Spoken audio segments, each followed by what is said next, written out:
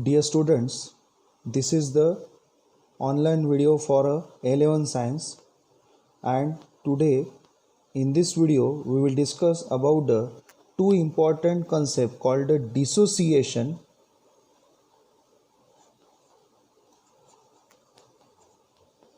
and ionization.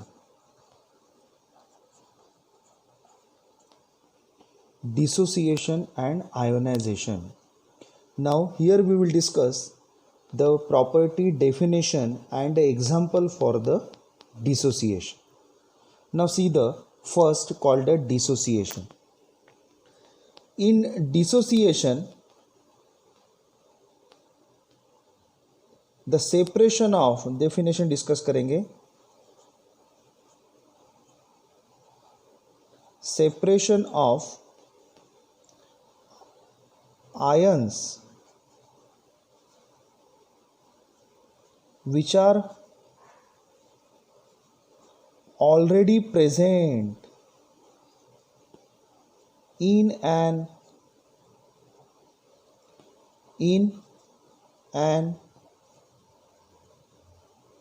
electrolyte. That process is said to be the dissociation.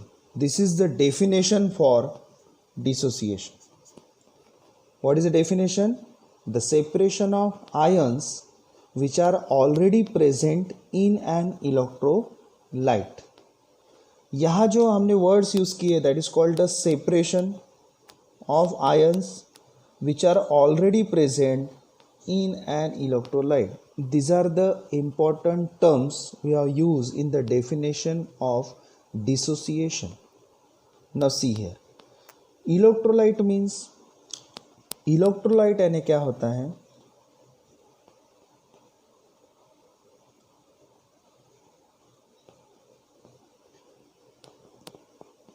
The substance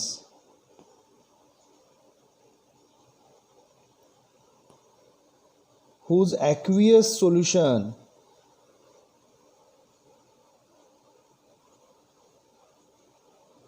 conducts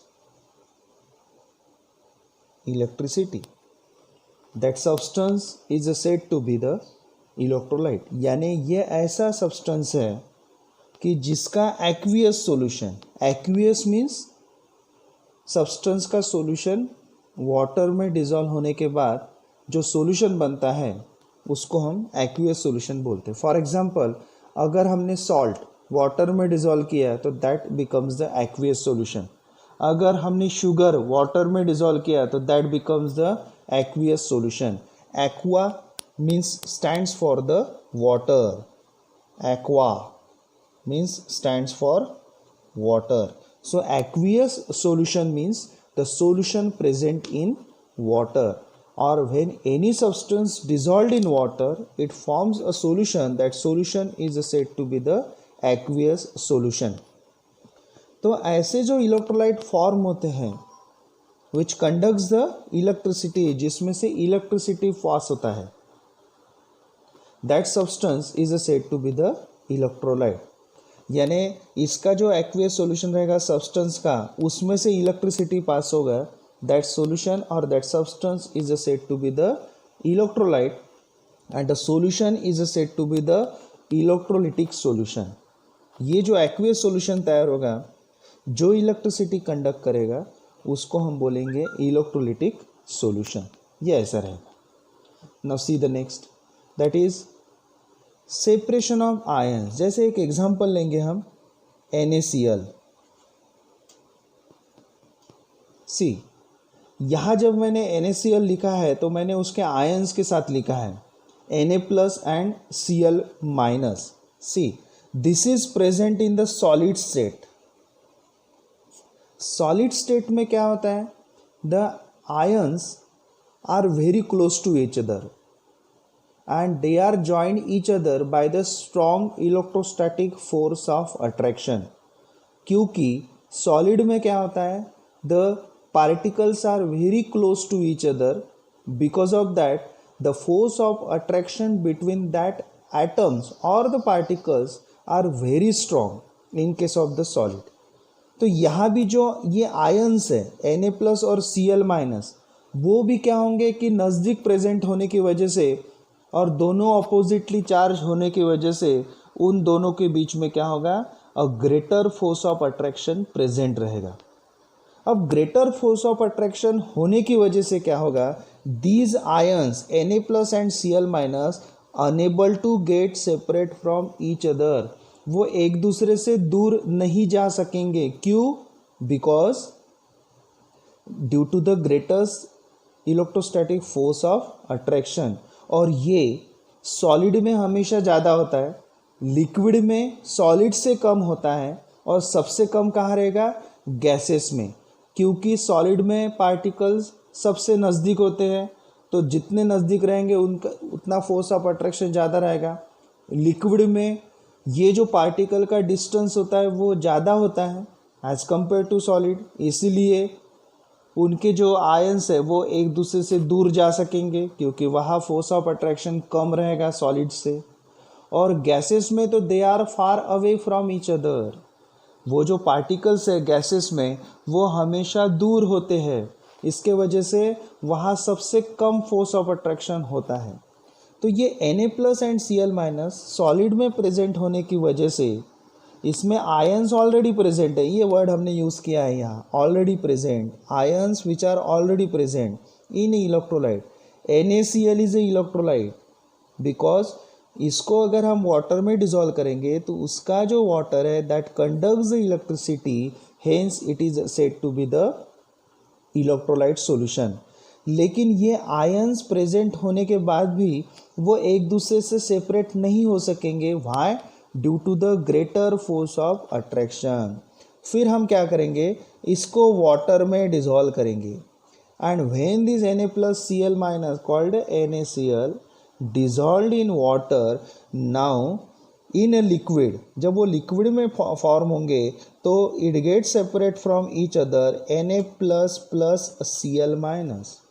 see here, यहाँ भी Na+ Cl- present है, इनको सिर्फ हमने क्या किया, सेपरेट किया, फॉर्म नहीं किया है।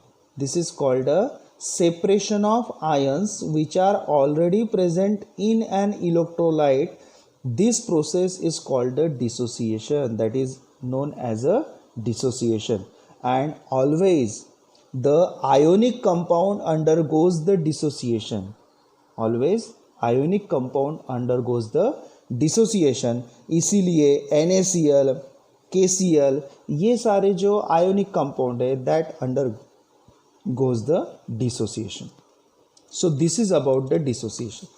नेक्स्ट टर्म जो हमको डिस्कस करना है that is called ionisation.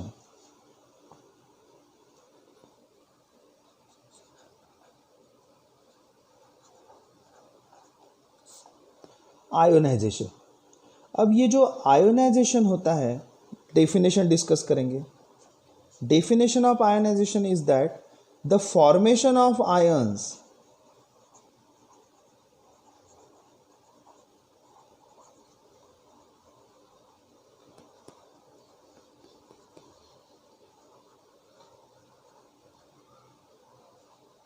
which are formation of ions from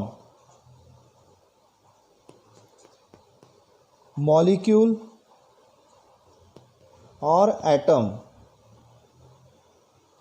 यानी formation of ions from molecule और atom, this is nothing but it is said to be the ionization. यहाँ वर्ड हमने जो use किया that is called the formation of ions. Dissociation में हमने कौन सा वर्ड यूज़ किया था, that is called the separation of ion, जो पहले से ही प्रेजेंट थे। यहाँ पहले से प्रेजेंट नहीं है तो इनको फॉर्म करना है। अगर हम आयंस फॉर्म करेंगे तो उनको हम बोलेंगे that is said to be the, this is nothing but it is said to be the ionisation. Now see the example, जैसे HCl is a example. HCl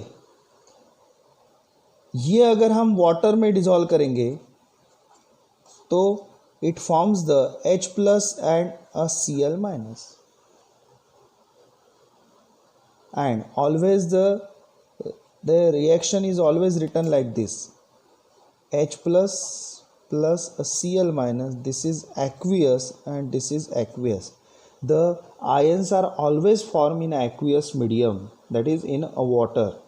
तो ये रहेगा. यहाँ H प्लस और Cl माइनस मैंने लिखा है क्या?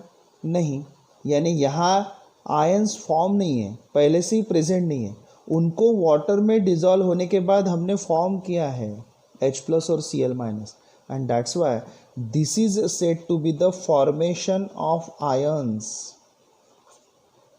And that formation of ions from molecule or atom is nothing but it is said to be the ionization. Generally covalent compound undergoes the ionization. See, electrovalent compound undergoes the dissociation.